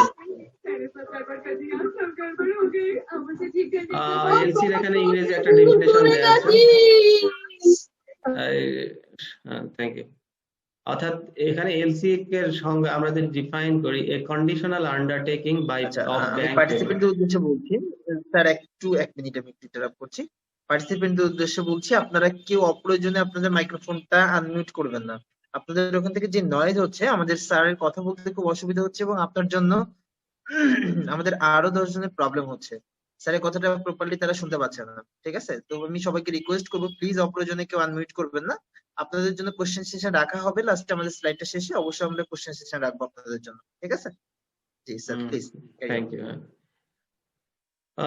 যেটি আবারও বলছি যে conditional undertaking of bank payment, অর্থাৎ এখানে বাংলাদেশের যে গ্রাহক এটি আমদানি করবে, আমদানিকারক, তার আমদানি রিসিভ করার পরে সে যে টাকা পে করবে সেই পেমেন্টের জন্য এখানে ব্যাংক অঙ্গীকারনামা দিচ্ছে আর কি, কন্ডিশনাল আন্ডারটেকিং। এখানে এক ধরনের অঙ্গীকারনামা করছে। কন্ডিশনাল এই সেন্সে যে এটা কন্ডিশনাল বলতে যদি সাবজেক্ট হচ্ছে যদি যে স্পেসিফাইড আপনার যখনই আপনি কোনো অর্ডার দিবেন তখন আপনার পণ্যের নাম কি থাকবে, কালার কি থাকবে, গ্রেডিং কি থাকবে, ওয়েট কতটুকু থাকবে, হাইট কতটুকু, ওয়েট কতটুকু, মানে সবকিছু কিন্তু সেখানে স্পেসিফাই থাকবে, কত সালের তৈরি, কি বৃত্তান্ত, সবকিছু সেখানে। এই এখন যখন এই কন্ডিশন অনুযায়ী আপনি মালপত্র পাবেন তখনই কিন্তু এই ব্যাংক কিন্তু আপনার টাকা পরিশোধ করতে বাধ্য কাস্টমারের পক্ষে। এখন কাস্টমার দিক বা না দিক ব্যাংকে কিন্তু এটি পরিশোধ করতেই হবে। এটি হচ্ছে ব্যাংক এক ধরনের আন্ডারটেকিং দিচ্ছে যে সে পে করবে, ওই দেশের ওই ব্যাংককে এটা করছে আর কি, তার গ্রাহককে এটি পে করবে।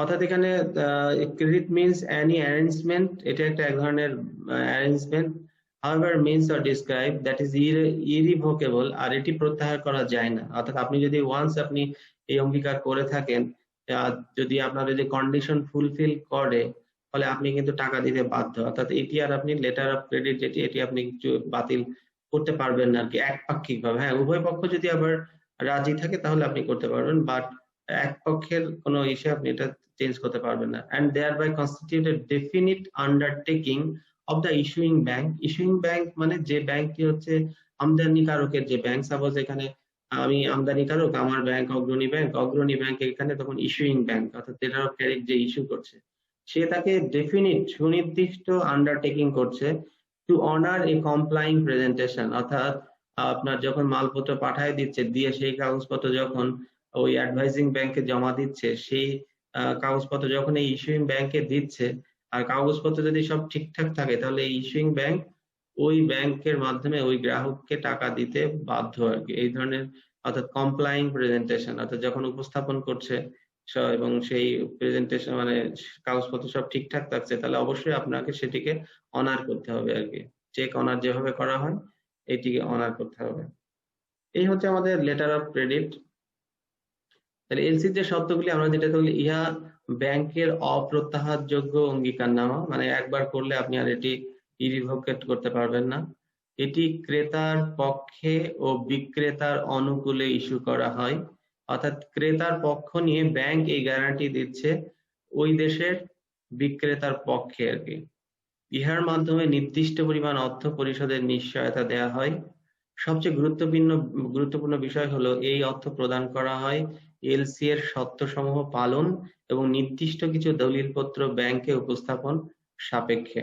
অর্থাৎ এখানে শর্তগুলো পালন এবং এখানে অনেক ধরনের পেপারস দলিলপত্র উপস্থাপন করতে হয়। এখানে যিনি ক্রয় করবে অর্থাৎ যিনি ইস্যুইং ব্যাংকের যে মানে আমদানিকারক ইম্পোর্টার তাকে যেমন অনেক ধরনের পেপার সাবমিট করতে হচ্ছে, অন্যদিকে যে এখানে এক্সপোর্টার সে যখন এই পণ্যটি এক্সপোর্ট করে তার ব্যাংকেও প্রয়োজনীয় যে দলিলপত্র জাহাজে সে ফ্রেইট করছে বা সে সঠিক মালপত্র পাঠাইছে তারও কিন্তু সেই দলিলপত্র তাকে ওই ব্যাংকে উপস্থাপন করতে হবে। কি কারণে এলসি করতে হয় তাহলে আমাদের এটা আসলে আমরা বুঝতেই পারছি, যেহেতু কারণ এই এলসি করার পেছনে একটা bank guarantee, kind of bank guarantee. কারণ এখানে যেহেতু পার্সন টু পার্সন চেনা জানা নেই, অর্থাৎ এখানে ইম্পোর্টার এক্সপোর্টার কেউ কাউকে চেনে না, কিন্তু ব্যাংক টু ব্যাংক চিনে। অর্থাৎ বাংলাদেশের অগ্রণী ব্যাংক আর মনে করেন যে ইংল্যান্ডের একটা ব্যাংক, সেই ব্যাংক তাদের বিভিন্ন ইনস্টিটিউট আছে, এক ব্যাংক আর একটা ব্যাংকের সাথে বিভিন্ন ধরনের লেনদেন হয়, ফলে সে চিনে তাকে। তো এই জন্য এখানে পার্সন টু পার্সন এগ্রিমেন্ট একটা হয়, কিন্তু এই নিশ্চয়তা আর্থিক নিশ্চয়তা দিতে হয় হচ্ছে ব্যাংকের মাধ্যমে, যেহেতু আবারও বলছি কেউ কাউকে চিনে না, ফলে যে এখানে ঝুঁকি আছে, অনিশ্চয়তা আছে বা একটা আর্থিক ক্ষতি হওয়ার চান্স আছে সেটি যাতে রিডিউস করা যায়। ফলে সাধারণত আন্তর্জাতিক বাণিজ্যের ক্ষেত্রে ক্রেতা ও বিক্রেতা ভিন্ন দেশে অবস্থান করে এবং একে অপরের অপরিচিত থাকে, ফলে বিক্রেতা মূল্য প্রাপ্তির নিশ্চয়তা না পেয়ে পণ্য রপ্তানি করতে দ্বিধাবোধ করে। আবার ক্রেতাও অজানা কোনো পার্টি থেকে আন্তর্জাতিক বা দেশীয় বাজারে পণ্য ক্রয়ে আগ্রহী হয় না। উভয়ের ঝুঁকি উচ্চ বিধায় মারাত্মক আর্থিক ক্ষতির কারণ হতে পারে। ফলে ক্রেতা বিক্রেতার মধ্যকার এসব ঝুঁকি নিরসনের জন্য ব্যাংকের মতো কোনো আর্থিক প্রতিষ্ঠান এলসি ইস্যুর মাধ্যমে বাণিজ্যে সহযোগিতার হাত প্রসার করে। সোমাইয়া আপনি মিউট করেন।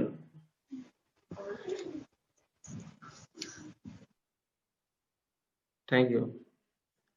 আচ্ছা, এলসি খুলতে গেলে এখন আমরা আসি যে বুঝলাম আমরা এলসিটা কি, মোটামুটি আমাদের নিশ্চয় ধারণা হলো। হ্যাঁ, আবারও বলছি, যখন আপনি বাইরে থেকে কোনো কিছু অপরিচিত কোনো পার্টির কাছ থেকে কোনো কিছু কিনতে চান, তখন আপনাকে এলসি ওপেন করতে হবে। অর্থাৎ এলসি আপনাকে যেমন গ্যারান্টি দেবে যে আপনি সঠিক মাল আপনার বুঝে পাবেন, অন্যদিকে যে আপনাকে মাল পাঠাবে, যে রপ্তানিকারক, তাকেও এই নিশ্চয়তা দিবে যে সে যদি ঠিক মতো জিনিসপত্র পাঠায় তাহলে টাকাটা সে পাবে। এখন এলসি খোলার জন্য কিছু পূর্ব শর্ত, যেমন আপনার সেলস কন্ট্যাক্ট, যা ক্রেতা এবং বিক্রেতার মাধ্যমে সম্পাদিত হয়। এলসি খোলার আগে যেমন আমাদের ভাই, যেটি, সরি ভাইটার নাম কি ভুলে গেলাম আর কি, যাই হোক আর কি, উনি যেমন পার্সোনালি যে দেখে শুনে কন্ট্যাক্ট করছে আর কি, সবার পক্ষে তো সেটি যাওয়া সম্ভব হয় না। সেক্ষেত্রে আপনাকে ইমেইলের মাধ্যমে যোগাযোগ করতে পারেন বা লেটারের মাধ্যমে যোগাযোগ করতে পারেন, করে মোটামুটি আপনাদের দুজনের মধ্যে একটা সেলস কন্ট্যাক্ট হবে। আর তার পেপারস কিন্তু এলসি ওপেন করার সময় আপনাকে দিতে হবে। তা মানে এটি না দিলে দেখা যায় অনেক সময় এলসির মাধ্যমে অনেক ধরনের সমস্যা হয়, আমাদের পাচার হয়, অর্থ পাচার হয়, অনেক সময় মানে ফরেন কারেন্সি পাচার হয়। অর্থাৎ আপনি আসলে ফেক এলসি, আপনি টাকা পাঠিয়ে দিলেন, কোনো মাল নিলেন না, ওই টাকা আপনার ওখানে এজেন্ট আছে তার কাছে চলে গেল। এভাবে কিন্তু আমাদের দেশে যে প্রচুর টাকা পাচার হয়, তার একটি ওয়ে হলো আপনাদের এই যে এলসির মাধ্যমে। এখানে ওভার ইনভয়েসিং বা আন্ডার ইনভয়েসিং করেও কিন্তু টাকা পয়সা, অর্থাৎ যখন আপনি টাকা পাঠাবেন তখন ওভার ইনভয়েসিং দেখাবেন, আর যখন আপনি এখানে পাঠাবেন মাল তখন আন্ডার ইনভয়েসিং দেখাবেন। এইভাবে কিন্তু পাচার, আমাদের ফরেন কারেন্সি পাচার করা হয়। তো ফলে এক্ষেত্রে ব্যাংক কিন্তু বিষয়টি নিয়ে অনেকে অ্যালার্ট, ফলে আপনাকে এখানে পর্যাপ্ত ডকুমেন্ট কিন্তু সাবমিট করতে হয়। এনিওয়ে, তো যাক, যে প্রথমে যে বিষয়টি লাগে সেখানে সেলস এর একটা কন্ট্রাক্ট লাগে, অর্থাৎ এখানে আপনি আমদানিকারক আর রপ্তানিকারকের মধ্যে একটা এগ্রিমেন্ট করতে হয় শুরুতে। অর্থাৎ এই চুক্তিটি দুই ভাবে সম্পাদিত হতে পারে, একটাকে বলে ইনডেন্ট আর একটাকে বলে প্রোফর্মা ইনভয়েস।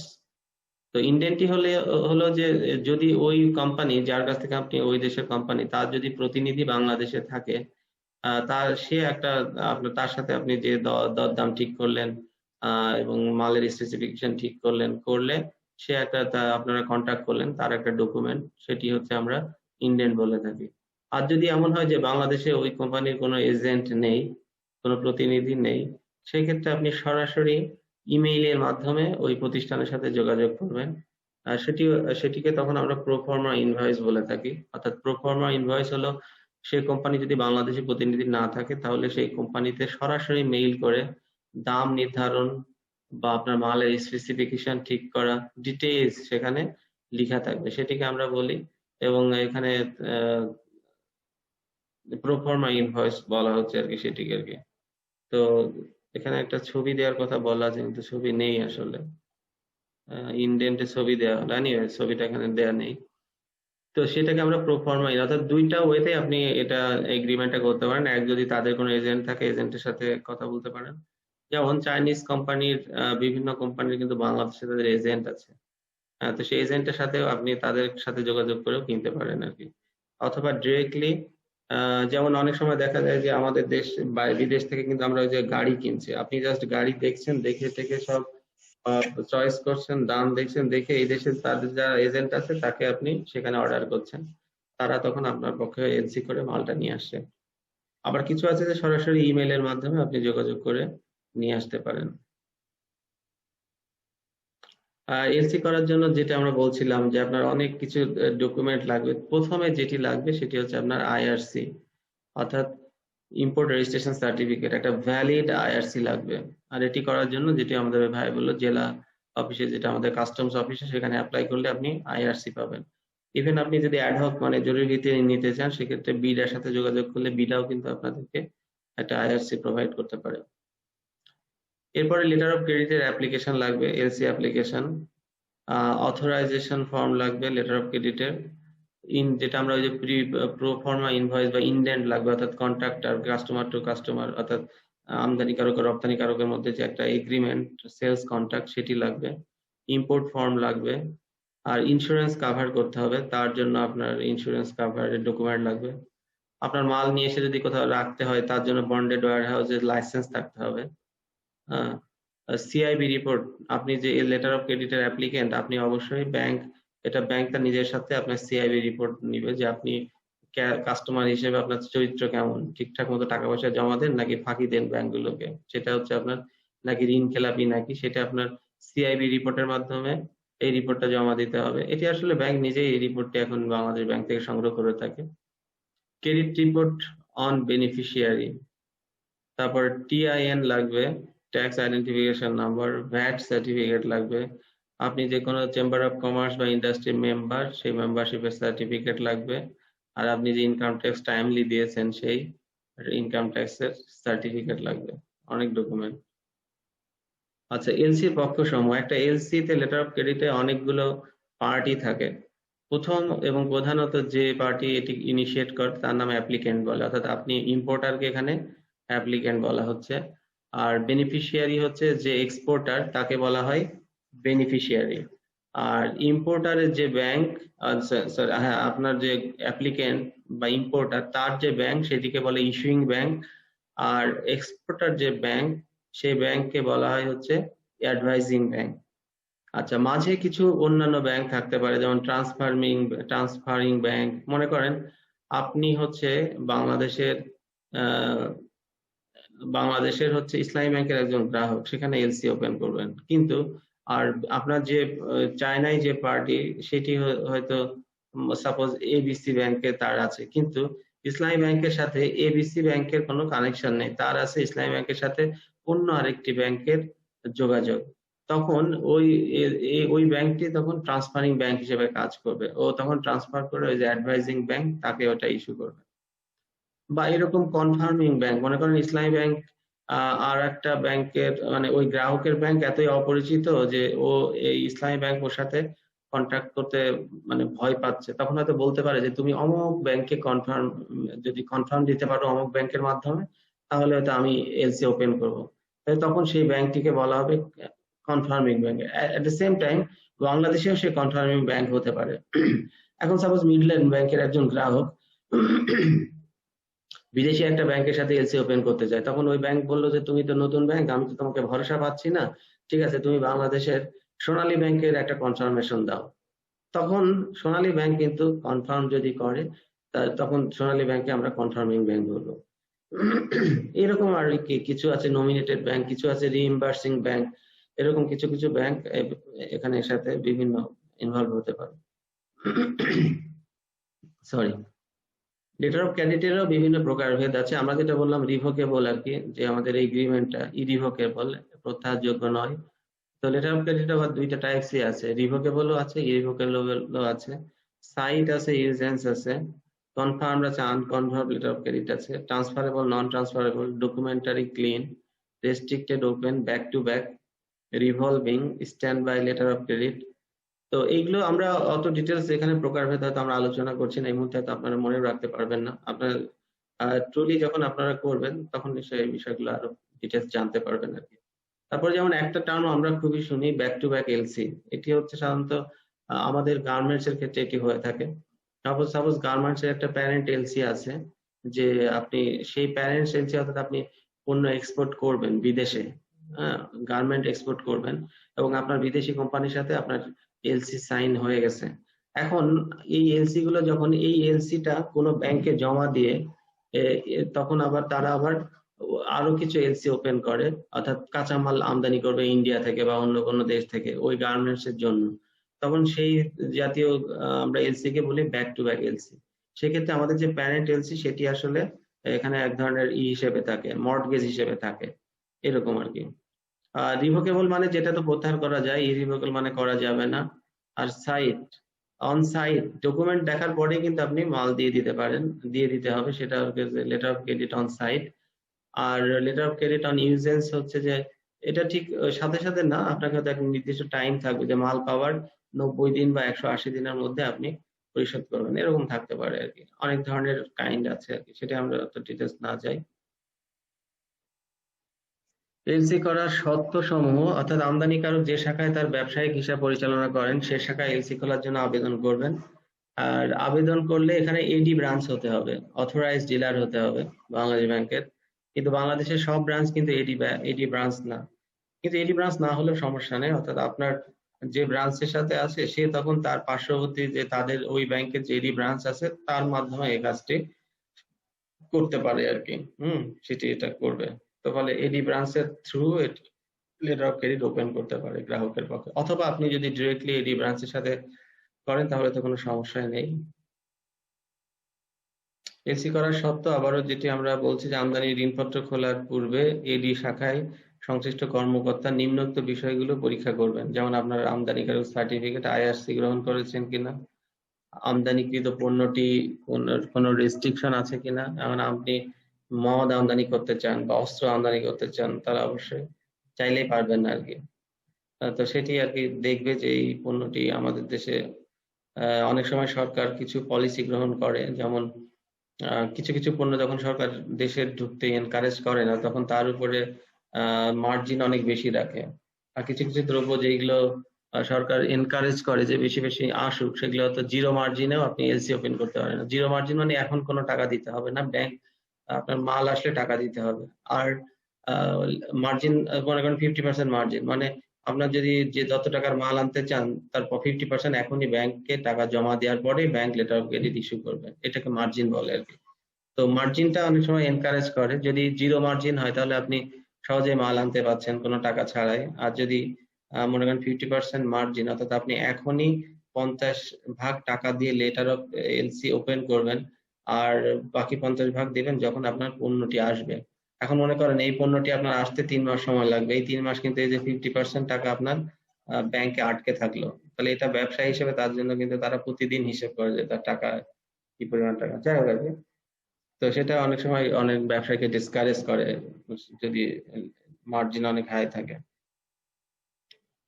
ওকে, তাহলে যেটি বলছি আর কি, তাহলে আমরা সরকারের যে পলিসি আছে ইম্পোর্ট পলিসি, সেটা দেখবে যে এই পণ্যটির ব্যাপারে কোনো রেস্ট্রিকশন আছে কিনা। হ্যাঁ, রেগুলার আইটেম যেমন চাল ডাল তেল এগুলো অলরাইট, এগুলো সমস্যা নেই খুব একটা, কিন্তু রেস্ট্রিক্টেড আইটেম যেমন অস্ত্র মদ বা ব্যান্ড কিছু আছে, ব্যান্ড আইটেম শুকর একেবারে আপনি আনতে পারবেন না।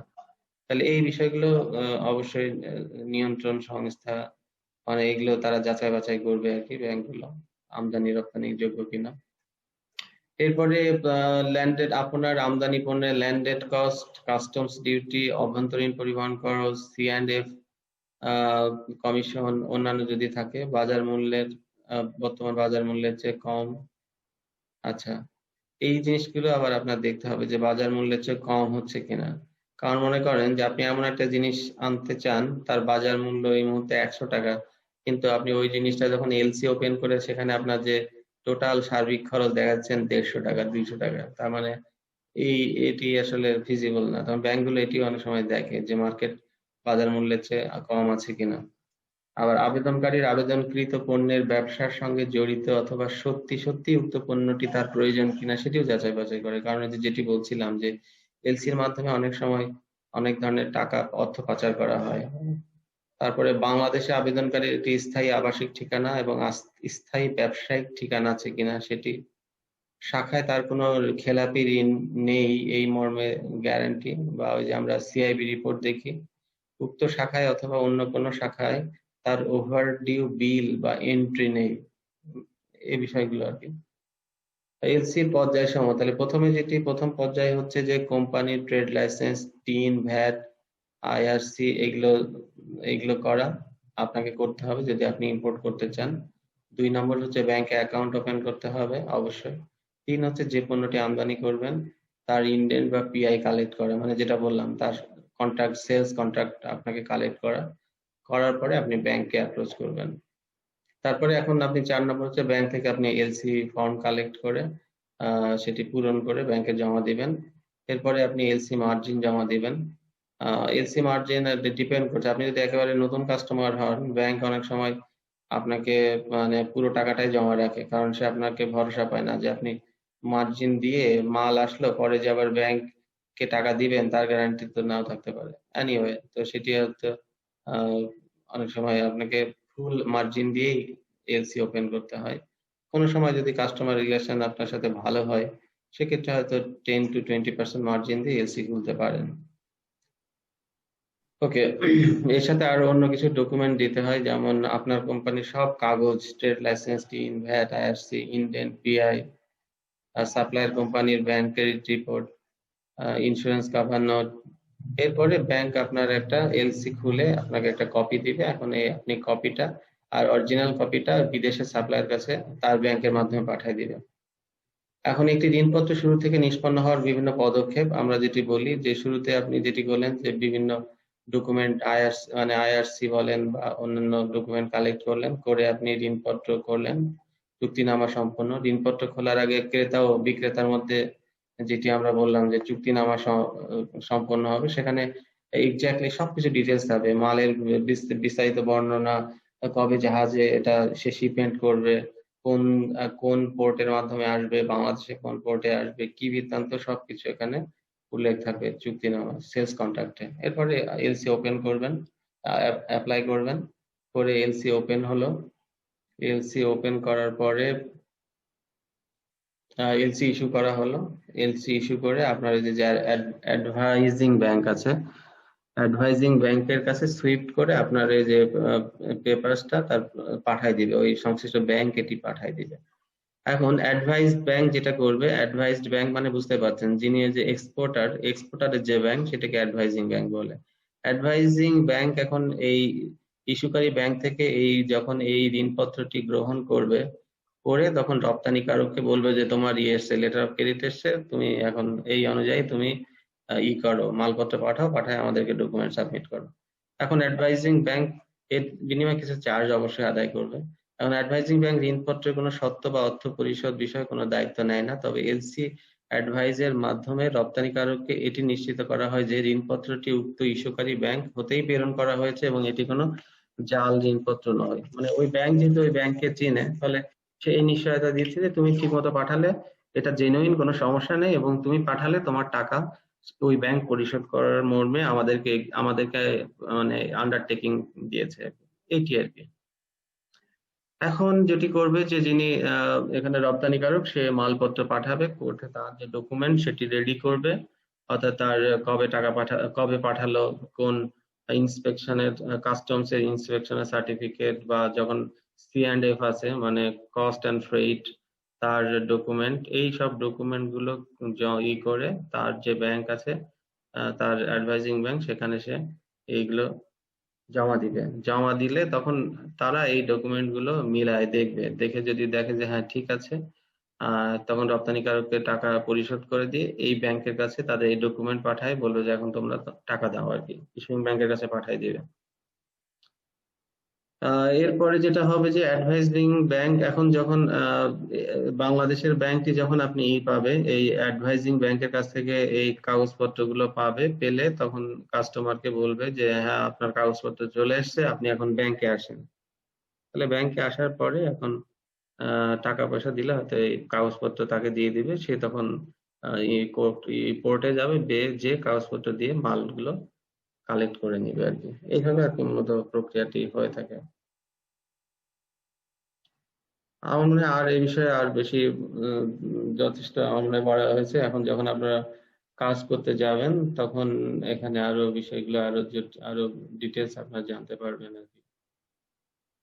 আর কিছু সংশোধনী অনেক সময় প্রয়োজন হয়, এটা সংশোধনী সব সময় করা যাবে নট নেসেসারি, বাট কখনো কখনো করা হয়ে থাকে। এখানে উভয় পক্ষের সম্মতি সাপেক্ষে করা হয়ে থাকে, এককভাবে এক পক্ষ করতে পারে না, কারণ যেহেতু অধিকাংশ ক্ষেত্রে লেটার অফ ক্রেডিট হচ্ছে ইররিভোকেবল। তো ঋণপত্রের জাহাজীকরণ ও সাধারণত যে বিষয়গুলোতে সংশোধনী করা হয়ে থাকে, জাহাজীকরণ ও মেয়াদ উত্তীর্ণের তারিখ বাড়ানো। অনেক সময় দেখা যাচ্ছে যে বাংলাদেশের কথা যদি চিন্তা করেন, যে মাঝে আমাদের করোনা হয়ে অনেক সময় কিছুদিন ফ্যাক্টরি গুলো বন্ধ ছিল, বা অনেক সময় দুর্ঘটনা হয়, বা অনেক সময় হরতাল হয়, এর ফলে কিন্তু অনেক সময় আমরা টাইমলি কিন্তু অর্ডার প্রস্তুত করে পারি না। তখন যেটা করে যে এই বাংলাদেশের এই ফ্যাক্টরি গুলো ওই দেশের যারা এমপ্লয়ার, যারা ইম্পোর্টার, তাদের সাথে করে যে ভাই আমি তো এই তারিখে পাঠাতে পারছি না, আমাকে আর 7 দিন সময় দেওয়া হোক, বা 15 দিন সময় দেওয়া হোক। এভাবে কিন্তু অনেক সময় জাহাজী শিপমেন্টের তারিখ কিন্তু পরিবর্তন করে। আবার ঋণপত্রে অনেক সময় মূল্য কমানো বাড়ানো করা হয়। মনে করেন যে আপনি একটা ঋণপত্র অলরেডি খুলে ফেলছেন এবং লোকাল মার্কেটে আপনার ওই পণ্যটি 2 মাস বা 3 মাস, 2 মাস পরেই সাপোজ আসলো, বাই দিস টাইম কোনো কারণে লোকাল মার্কেটে ওই পণ্যের দাম একেবারেই কমে গেছে, তখন আপনি হয়তো তাকে রিকোয়েস্ট করতে পারেন যে দেখো আমি তো আসলে যখন অর্ডার দিছিলাম তখন তো আমার মার্কেটে লোকাল মার্কেটের দাম ভালোই ছিল, এখন তো আমি আসলে তুমি যদি এটি দাম না কমাও আমি তো আসলে একেবারে মানে সমস্যায় পড়ে যাব। এইভাবে কিছু অনেক সময় করা হয়ে থাকতে পারে। সরবরাহকারী পরিবর্তন, অনেক সময় সরবরাহকারী পরিবর্তন করা যেতে পারে, মালামালের বিবরণীর পরিবর্তন করা যেতে পারে, দিনপত্রে নতুন সত্তারোপ করা যেতে পারে, দিনপত্রে কোনো সত্য বাদ দেওয়া যেতে পারে, এগুলো সবই করা যেতে পারে, কিন্তু এখানে উভয় পক্ষের সম্মতি নেই। মালামালের বিবরণ পরিবর্তন, দিনপত্রে নতুন, যাক এগুলো আমরা আলোচনা করছি। তো সংশোধনী গুলো যেটা বললাম উভয় পক্ষের মাধ্যমে আমরা করে থাকি আর কি। আর পেমেন্ট দুই ভাবে হয়ে থাকে, একটা হচ্ছে যে অ্যাভেলেবল বাই সাইট, অর্থাৎ যখন বেনিফিশিয়ারি মানে যিনি এক্সপোর্টার অর্থাৎ যে মাল পাঠাইছে, বেনিফিশিয়ারি তার মাল পাঠানোর সব কাগজপত্র যখন উপস্থাপন করবে তার ব্যাংকে, তখন ওই ব্যাংক কিন্তু তাকে সেটাকে অ্যাভেলেবল বাই সাইট সব মূল্য পরিশোধ করে দিবে। হ্যাঁ, সচরাচর নমিনেটেড ব্যাংক বা নেগোশিয়েটিং ব্যাংকের নিকট কনফার্মিং ডকুমেন্টস বা পরিচালিত ডকুমেন্টস দৃশ্যমান হওয়া মাত্র রিম্বার্সিং ব্যাংকের সাথে পরিচালিত ইস্যুইং ব্যাংকের হিসাব ডেবিট করত বিল মূল্য পরিশোধ, অর্থাৎ তখন ওই ব্যাংকটি সাথে সাথে যে রিম্বার্স ব্যাংক থাকে একটা, অর্থাৎ একটা ক্লিয়ারিং ব্যাংক, সেই ব্যাংকের মাধ্যমে ওই ইস্যুইং ব্যাংকের হিসাব থেকে টাকা ডেবিট করে নেয়, অর্থাৎ টাকা কেটে নিয়ে ওই অ্যাডভাইজিং ব্যাংক তার যে গ্রাহককে টাকা পরিশোধ করে দেয় আর কি। এটাকে অ্যাভেলেবল বাই সাইট। আর একটা আছে যে অ্যাভেলেবল বাই ডেফার্ড পেমেন্ট, অর্থাৎ সাথে সাথে দেয় না, একটা নির্দিষ্ট সময় পরে, 180 দিন পরে হতে পারে, 90 দিন পরে হতে পারে। অর্থাৎ বিল অফ লোডিং, যে যখন হচ্ছে লোডিং হয়েছে, যে ডেট থেকে মাল লোড হয়েছে, শিপমেন্ট হয়েছে, সেই ডেট থেকে 90 দিন বা 180 দিন পরেও কিন্তু এটা পেমেন্ট হতে পারে আর কি, এরকম থাকে। আরো কিছু ধারণা আছে, আমরা যে কিছু back to back later of credit কাকে বলে সেটা আমরা আলোচনা করলাম। এই বিষয়গুলো আমার মনে হয় আমাদের প্রাথমিক একটি ধারণা